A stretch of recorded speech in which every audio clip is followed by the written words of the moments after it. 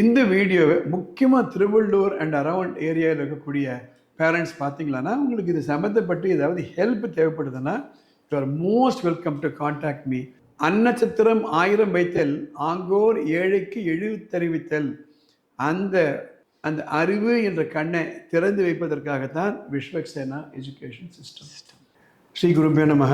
ஸ்ரீ குருபியோ நமஹ. Next year வரப்போகுது 25-26 ஸ்கூல் இயர். எல்லாரும் மிக மிக ஆவலாக எதிர்பார்த்துட்டு இருக்காங்க. இதோ இன்றைக்கி நாளைக்கு இந்த வாரத்தில் ப்ராக்ரஸ் கார்டெலாம் கொடுத்துருவோம், ப்ரொமோஷன்லாம் கொடுத்துருவோம். So we have a very big task ahead. Okay right. நீங்கள் ப்ராமிசிங் அப்படின்னு சொல்கிறீங்க, கேரண்டிங் சொல்கிறீங்க. எப்படி அந்த ஸ்டூடெண்ட்ஸால் 80 மார்க் வாங்க முடியும்? பிலீஃப்னு ஒன்று, நம்பிக்கைன்னு ஒன்று உண்டு. நம்ம நம்பிக்கை கரெக்டாக சரியான அசம்ஷன் இருந்ததுன்னா we can guarantee. இந்த எபிசோடை நம்ம பேரண்ட்ஸ்க்கு மட்டுமல்ல எல்லாருக்கும் போய் சேரணுன்றதுக்காக நம்ம ரெக்கார்ட் பண்ணுறோம். இப்போ என்னுடைய பையில் 50 ரூபாய் இருக்குது நான் நம்புகிறேன் அப்படின்னா ஒரு கடையில் போய் என்னால் காஃபி சாப்பிட முடியுமா முடியாதா? முடியும் முடியும். என்னுடைய பையில் ஒரு 500 ரூபாய் இருக்குது அப்படின்னா ஒரு ஹோட்டலில் போய் என்னால் டிஃபன் சாப்பிட முடியுமா முடியாதா? ஸோ அந்த நம்பிக்கை ரொம்ப ரொம்ப முக்கியம். Vishwaksena's 5 pillars of education system, அதுதான் நம்பிக்கை. 5 pillars of Vishwaksena education system. அந்த நம்பிக்கையை நம்மக்கிட்ட இருக்கிறதுனால என்னால் கேரண்டி பண்ண முடியும் every child can be made to perform. கொஞ்சம் கொஞ்சம் இல்லை 80 மார்க் வாங்க வைக்க முடியும். Sir, will you please explain what are all the 5 pillars of Vishwaksena education system, sir? Okay. எத்தனையோ தூண்களை பார்க்குறோம். தூண்கள் ஸ்ட்ராங்காக இருந்தால் தான் கடகால் ஸ்ட்ராங்காக இருந்தால் பில்டிங் கட்ட முடியும். 5 irrevocable beliefs. இந்த என்ன பிலீஃப்ட்டு நான் மேலே போடுறேன். Pillar number 1, any child can perform if properly mentored and guided. குழந்தைகளை நார்மலாக கைட் பண்ணி மென்டரிங் பண்ணால் எனி சைல்ட் கேன். எந்த குழந்தையும் நல்ல குழந்தை தான் மண்ணில் பிறக்கையிலே, but we need to guide them. Pillar number 2, a teacher is the second mother. A teacher is the second mother. வீட்டில் அம்மா சமையல் பண்ணி கொடுக்கறதுக்கும் கேன்டீனில் சமையல் பண்ணி அதே பொருளை குழந்தை கொடுக்குறது வித்தியாசம் இருக்கா இல்லையா? அந்த மதர்லி அஃபெக்ஷனோட நம்ம டீச்சர்கள் ட்ரெயின் பண்ணணும்.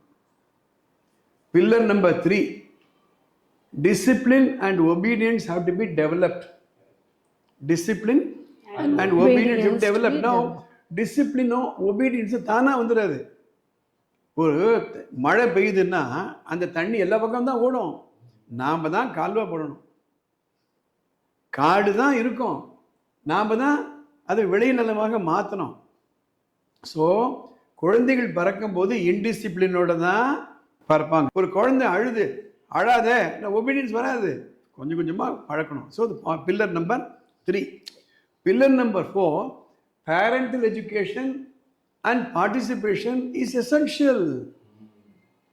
அது எப்படி இந்த குழந்தைங்களுக்கு காலையில் 5 மணிக்கு எழுந்துடணும், டிவி பார்க்கக்கூடாது, ஹோம்ஒர்க் பண்ணணும் தெரியாது இந்த குழந்தைங்களுக்கு.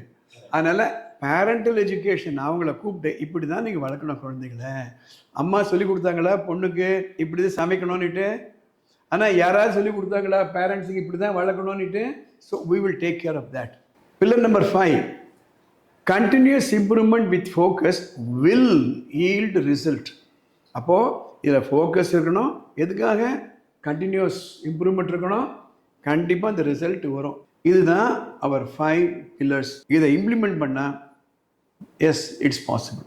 இப்போ இந்த 5 விஷயங்கள் சொல்கிறீங்களே சார், 5 pillars, இதை எப்படி இம்ப்ளிமெண்ட் பண்ண போகிறோம் நம்ம பள்ளிக்கூடத்தில்? Good question.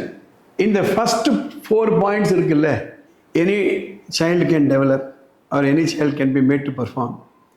2வது டீச்சர் இஸ் செகண்ட் மதர்.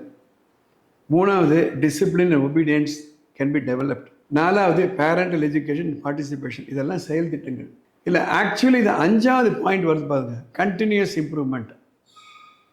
அங்கே தான் நம்மளுடைய எஃபர்ட்லாம் இருக்க போகுது. நான் ஒரு சார்ட் ஒன்று போடுறேன். இதை எந்த பேரண்ட் எங்கே பார்த்தாலும் அந்த சார்ட்டை கொஞ்சம் பாருங்கள். தேவையாக இருந்தால் பாஸ் பண்ணிவிட்டு அதை நீங்கள் பிரிண்ட் எடுத்துக்கோங்க. அதாவது 86% எங்கே வாங்க வைக்கணும், கீழேருந்து வாங்க வைக்கணும். எல்லா பேரண்ட்டுமே 4ஆம் கிளாஸ் படிக்கிற குழந்தை கூட அதான் நான் 1ஆம் கிளாஸ் படிக்கிற பேரண்ட் கூட என்ன நினைப்பாங்க, என் குழந்தை கூட 80 மார்க் வாங்கணும், no doubt about it. But supposing ஒரு குழந்தை 40 தான் வாங்குது வச்சுக்கோமே, ஒரு குழந்தை 80 மார்க் வாங்கினா பிரச்சனையே கிடையாது. Correct, right. பள்ளிக்கூடமும் கூட தேவை கிடையாது. ஆக்சுவலி பார்த்தீங்களா, நீங்கள் எந்த ஸ்கூலில் வேணாலும் படிக்கலாம். எங்கே பிரச்சனை வருதுன்னா, குறைவாக மார்க் வாங்க குழந்தைகள் தான் இம்ப்ரூவ்மெண்ட்டுன்னு வருது. ஆமாம், 100 out of 100 வாங்குற ஸ்டூடெண்ட்டுக்கு இதுக்கு இம்ப்ரூவ்மெண்ட்டு இஸ் ஆல் ரைட்.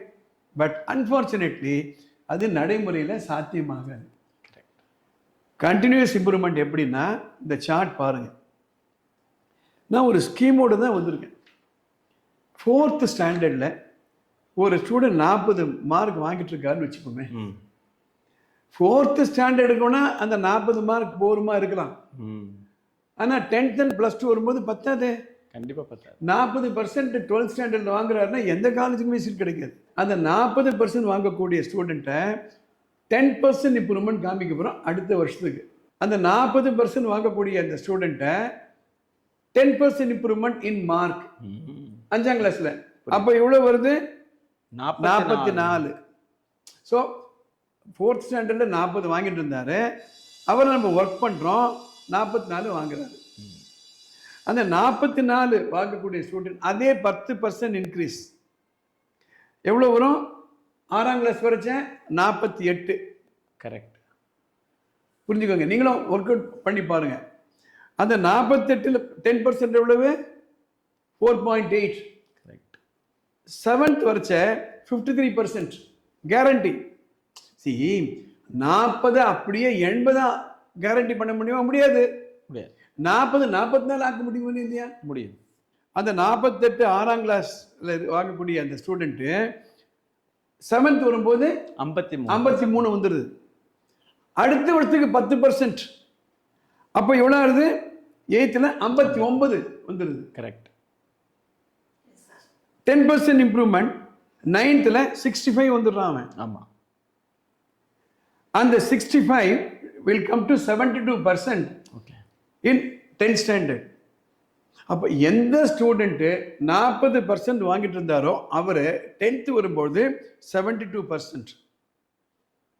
நான் அதில் 10% இம்ப்ரூவ்மெண்ட்னா 79 வந்துடுறாரு. எப்போ? +1. அதில் 10% இம்ப்ரூவ்மெண்ட் இஸ் 87. இது யாரை பற்றி சொல்லிட்டு இருக்கேன்? Average student. 40% is average. Yes.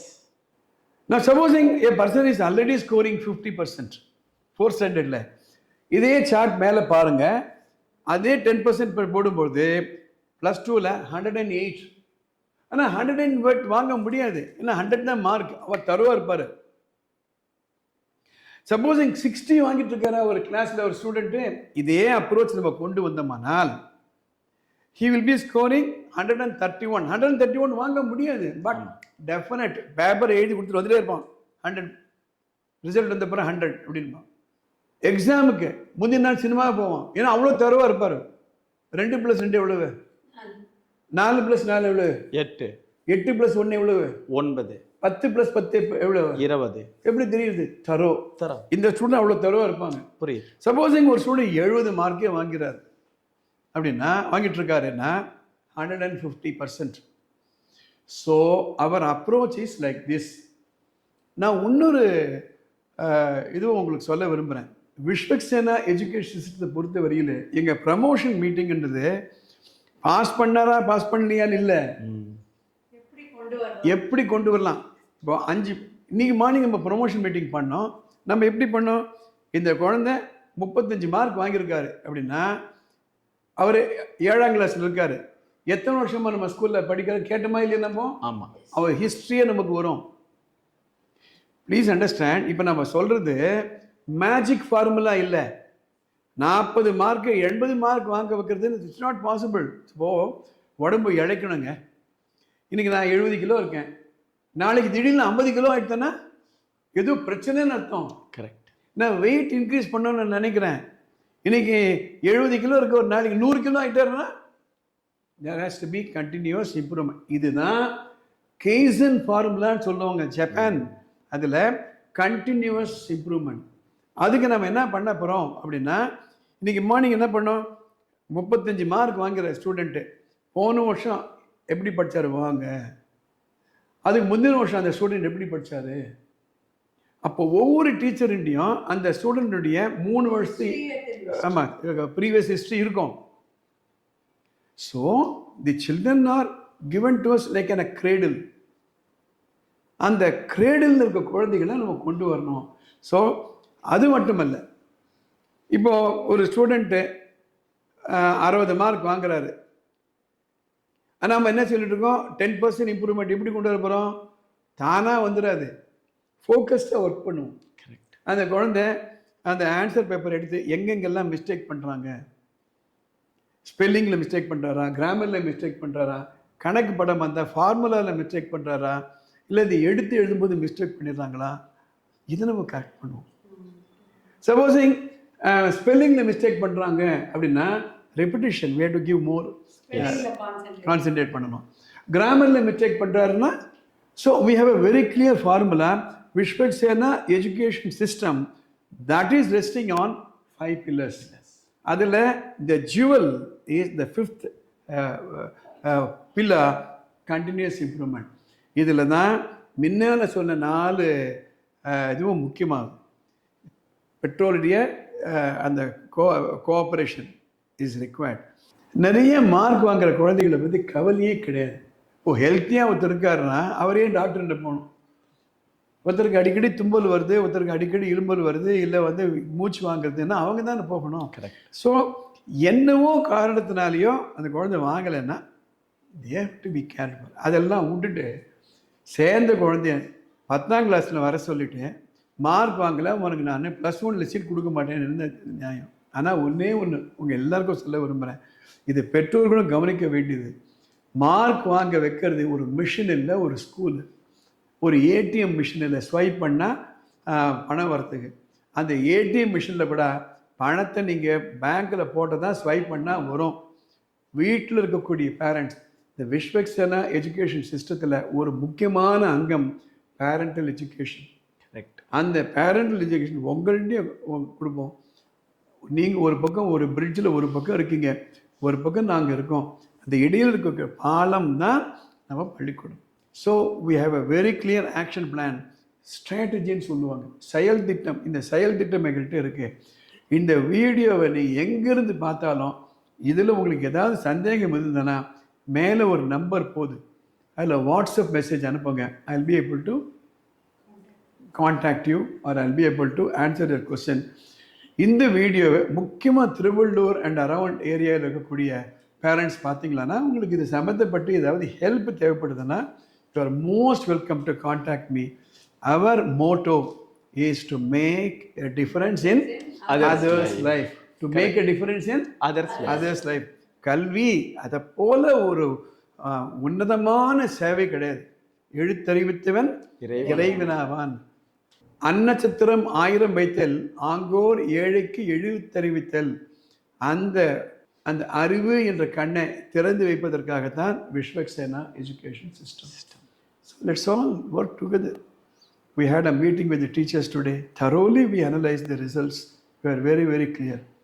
Clarity, அதாவது புரிதல், தெளிவு இருந்தாலே most of the work is done. Yes. Let's all wish ourselves, and I wish all the parents a very happy new academic year.